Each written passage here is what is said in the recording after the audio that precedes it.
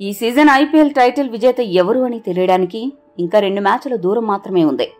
మొదటి క్వాలిఫైయర్లో కోల్కతా జట్టు అద్భుత ప్రదర్శన చేసి హైదరాబాద్ని ఓడించి ఫైనల్కి చేరిన మొదటి జట్టుగా నిలిచింది. వారి ప్రత్యర్థి కోసం ఎదురు చూస్తుండగా హైదరాబాద్ జట్టు మాత్రం చెపాక్ స్టేడియంలో క్వాలిఫైయర్ 2 ఆడబోతోంది. ఇక మరోవైపు బుధవారం రోజున అహ్మదాబాద్ వేదికగా రాజస్థాన్ రాయల్ ఛాలెంజర్స్ బెంగళూరు మధ్య జరిగిన మ్యాచ్లో రాజస్థాన్ జట్టు 4 వికెట్ల తేడాతో ఆర్సీబీపై సంచలన విజయం సాధించి అదరగొట్టింది. ఎలిమినేటర్ మ్యాచ్ ప్రారంభానికి ముందు వరకు బెంగళూరు జట్టునే గెలుస్తుంది అని అందరూ భావించారు. కానీ అనూహ్యంగా వరుస పరాజయాలకు చెక్ పెట్టి రాజస్థాన్ గెలిచి సత్తా చాటారు. మరోవైపు వరుసగా గెలుస్తూ వచ్చిన బెంగళూరు ఓడిపోయి వారి అభిమానుల ఆశలపై నీరు చల్లింది. ఇక శుక్రవారం రోజున అంటే మే 24వ తారీఖున హైదరాబాద్ రాజస్థాన్ జట్ల మధ్య క్వాలిఫైయర్ 2 మ్యాచ్ జరగనుంది.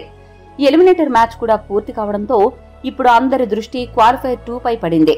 హైదరాబాద్ జట్టుని రాజస్థాన్ జట్టు కొన్ని విషయాల్లో విపరీతంగా టెన్షన్ పెడుతోంది.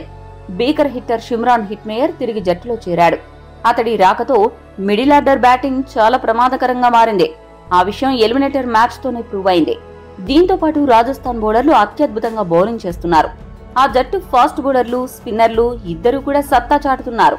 చెన్నై స్పిన్ పిచ్ కాబట్టి రాజస్థాన్ జట్టులో అశ్విన్, చాహల్ ఉన్నారు కాబట్టి ఎస్ఆర్హెచ్ చాలా జాగ్రత్తగా ఉండాల్సిన అవసరం ఉంది. అదే సమయంలో ఎస్ఆర్హెచ్ జట్టులో నాణ్యమైన స్పిన్నర్ల కొరత కనపడుతోంది. దీనికి ఎస్ఆర్హెచ్ యాజమాన్యం చేస్తున్న జట్టు ఎంపిక కూడా ఒక ప్రధాన కారణం.